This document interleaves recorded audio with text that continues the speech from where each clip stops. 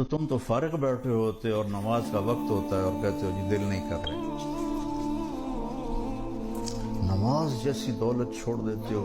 اگر 14 صدی میں کسی کو نماز معاف ہوتی تو آل رسول کے حسین شہزادہ آل بیت اہل بیت کربلا کا میدان، ایسا ظلم نہ زمین نے دیکھا نہ آسمان نے دیکھا.